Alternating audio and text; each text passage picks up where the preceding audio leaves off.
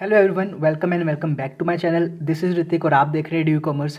आज से हम शुरू करने वाले हैं फाइनेंशियल मैनेजमेंट का syllabus coverage for DUET and CUET MCom entrance preparation.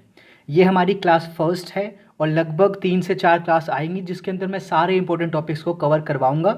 And जो पिछले साल हमारे क्वेश्चन आए हैं डूएट के अंदर एफएम से, वो भी हम कवर करते जाएंगे हर वीडियो के अंदर, हर क्लास के अंदर। तो ये फर्स्ट वीडियो है, फर्स्ट क्लास है, इसके अंदर हम इंट्रोडक्शन करेंगे, जानेंगे कि फाइनेंशियल मैनेजमेंट में हमें करना क्या है। बहुत ज़्यादा इंपॉर्टेंट है duet plus CUET MCom entrance के लिए। तो प्लीज़ बिल्कुल भी स्किप मत करना वीडियो, अगर आपको अपने मार्क्स लेकर आने हैं सही वाले, सारे एमसीक्यू करने हैं सही से।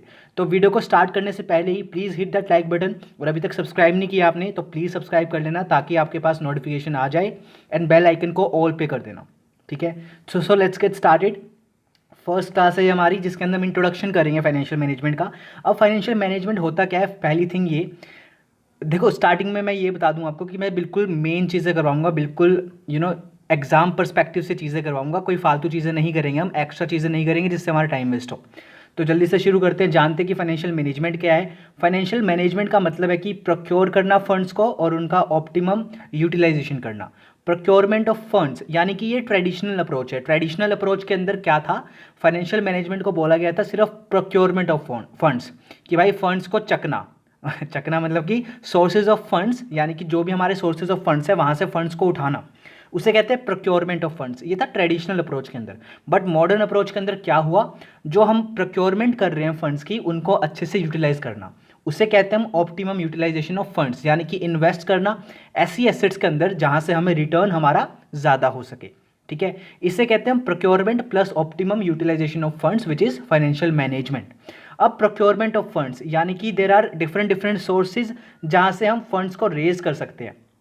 डिफरेंट डिफरेंट सोर्सेज है जहाँ से हम फंड्स को रेज कर सकते हैं, जैसे कि पहला इंस्टीट्यूशनल, इंस्टीट्यूशनल यानी कि बैंक वगैरह से हमने रेज कर लिए फंड्स।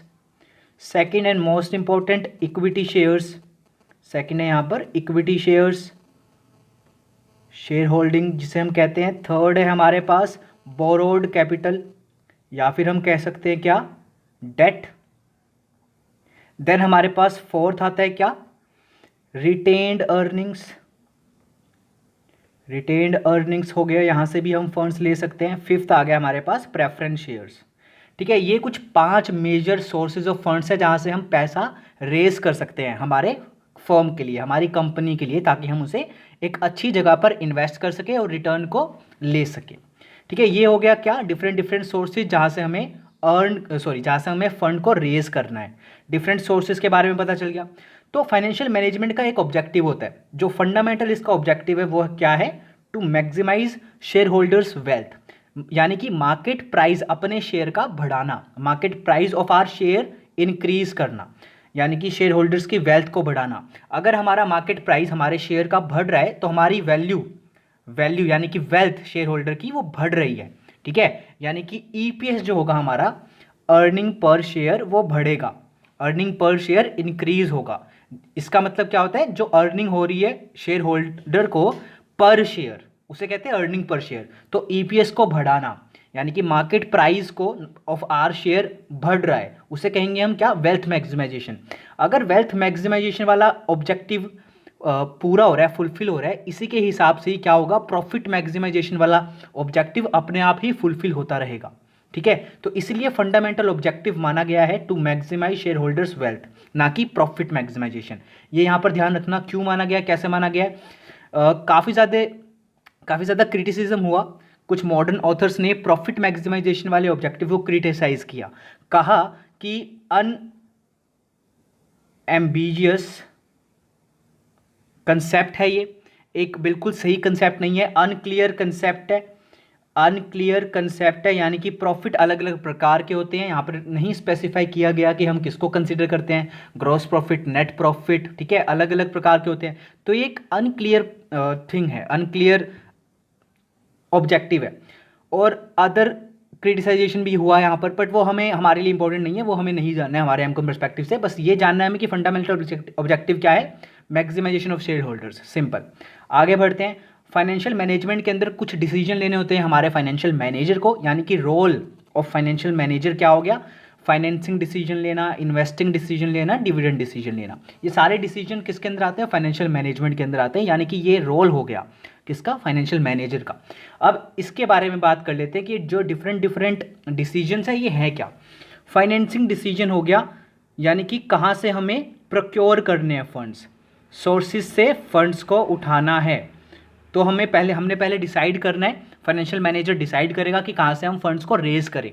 सोर्सेज ऑफ फंड्स के बारे में है ये, जैसे कि डेट से पैसा ले या फिर इक्विटी शेयर होल्डर का सीन हो, यानी कि इक्विटी से पैसा उठाएं। तो ये दो मेन सोर्सेज है जहाँ से हमें देखना पड़ता है कि कहाँ से हमें पैसा रेज करना है। फाइनेंसिंग डिसीजन लिए हो गया कि डिसीजन लेना regarding to raise the funds, कहाँ से हम उठा सकते हैं। सेकंड आ गया इन्वेस्टिंग डिसीजन। इसके अंदर दो डिसीजन आते हैं। अगर हम लॉन्ग टर्म एसेट के अंदर इन्वेस्ट कर रहे हैं तो वो क्या हो जाएगा? Capital budgeting decision. ठीक है, कैपिटल बजटिंग डिसीजन याद रखना। और सेकंड है जब हम शॉर्ट टर्म एसेट के अंदर पैसा लगाते हैं तो वो हो जाता है वर्किंग कैपिटल मैनेजमेंट डिसीजन।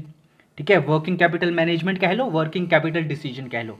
तो ये होता है इन्वेस्टिंग डिसीजन, यानी कि जो हमने प्रोक्योर किए हैं फंड्स उसको हमने अच्छी जगह पर लगाया है, ऐसे एसेट्स में लगाया है जहाँ से हमें रिटर्न ज़्यादा मिले। और अगर लॉन्ग टर्म के अंदर लगाया है उसे कहेंगे कैपिटल बजटिंग, शॉर्ट टर्म के अंदर लगाया है उसे कहेंगे हम वर्किंग कैपिटल डिसीजन या फिर working capital management. Easy. Next आता है जो लास्ट डिसीजन हमारा फाइनेंशियल मैनेजर लेता है, वो क्या होता है? Dividend decision. या तो हम डिविडेंड को पे करें या हम डिविडेंड को रिटेन करें। ठीक है, ये दोनों चीज़ें देखेगा। पे करने से क्या होगा, रिटेन करने से क्या होगा। अगर हमें रिटर्न उस पर्टिकुलर इन्वेस्टमेंट को करने से ज़्यादा मिल रहा है, रिटर्न ज़्यादा मिल रहा है इन्वेस्टमेंट करने से, तो हम क्या कर लेंगे? रिटेन करके रख लेंगे, डिविडेंड के तौर पर पैसा नहीं देंगे। और अगर रिटर्न इतना नहीं है तो हम क्या करेंगे? पे कर देंगे डिविडेंड, ताकि जो हमारा वेल्थ है ना शेयर होल्डर्स की, यानी कि जो मार्केट प्राइस है अपने शेयर का, वो मेंटेन रहेगा। ठीक है, ये सिचुएशन होगी जब हम ये वाला चैप्टर करेंगे तब अच्छे से आपको समझ में आएगा। तो ये मैंने ब्रीफली आपको इंट्रोडक्शन दे दिया है फाइनेंशियल मैनेजमेंट का, जिसके अंदर मैंने डिफरेंट डिसीजंस बताए हैं। ये डिसीजन हमारे लिए इंपॉर्टेंट है और ये जो ऑब्जेक्टिव था ये हमारे लिए इंपॉर्टेंट है। ईजी। अब आगे बढ़ते हैं, छोटी सी क्लास होगी आज की। ये लास्ट टॉपिक है टाइम वैल्यू ऑफ मनी इस क्लास का। टाइम वैल्यू ऑफ मनी यानी कि TVM, ये क्या होता है? टाइम वैल्यू ऑफ मनी बताता है कि a sum of rupee received today has more value than the same amount to be received in future. जैसे कि मैं आपको कह रहा हूँ कि मैं आपको 1000 रुपीज़ आज दूंगा। ठीक है, दो ऑप्शन दे रहा हूँ आपको, या तो आज ले लो, प्रेजेंट ले लो, या फिर 1000 रुपीज़ आप ले लेना 1 साल बाद। तो आप क्या चूज़ करोगे? ऑब्वियसली आप चूज़ करोगे ये वाला। जो आज आपको 1000 रुपीज़ मिल रहे हैं वो मोर वैल्यूएबल होंगे। वो मोर वैल्यूएबल क्यों होंगे? इसके कुछ रीजंस होते हैं। वो रीजंस ये रहे, वो फंडामेंटल रीजंस ये रहे क्या, कि जो अभी 1000 रुपीज़ हमको मिलेंगे ना, हम उसे री इन्वेस्ट कर सकते हैं, है ना, री इन्वेस्ट कर सकते हैं। या फिर हम जैसे एग्जांपल ले सकते हैं, अगर हम लैपटॉप के लिए पैसा सेव कर रहे हैं तो अभी 1000 रुपीज़ आपको मिल रहे हैं, तो आप उसको सेव कर लोगे, इन्वेस्ट कर सकते हो, है ना। सेकंड आ गया क्या? Uncertainty and risk. क्या पता ये जो 1000 रुपीज़ हैं जो आपको 1 साल बाद मिलने वाले हैं, क्या पता वो आपको ना मिले। क्या पता कुछ ऐसा सीन हो जाए कि मैं आपको 1000 रुपीज़ ना दे पाऊँ, तो वहाँ पर अनसर्टेनिटी एंड रिस्क होगा। ठीक है, उन 1000 रुपीज़ के लिए। देन आता है थर्ड, करंट कंजम्पशन या फिर वांट सेटिस्फैक्शन। जैसा कि आपको अभी पैसों की ज़रूरत है, यानी कि अभी आपको कुछ चीज़ लेनी है तो अभी आपको पैसों की ज़रूरत है, तो करंट कंजम्पशन के लिए भी आपको वो 1000 रुपीज़ आप आज मांगोगे, ना कि 1 साल बाद मांगोगे। क्लियर। नेक्स्ट आता है इन्फ्लेशन।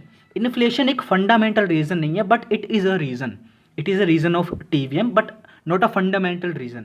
अगर इन्फ्लेशन होगी भी नहीं ना, इन्फ्लेशन यानी कि जनरल प्राइस के अंदर राइज आ जाना, इंक्रीज हो जाना, अगर 1 साल बाद प्राइस बढ़ जाता है तो ऑब्वियसली इस 1000 रुपीज़ की वैल्यू कम होगी, है ना। जो 1000 रुपीज़ में हम अभी ले सकेंगे वो 1000 रुपये में बाद में 1 साल बाद नहीं ले पाएंगे। ये होता है इन्फ्लेशन, है ना।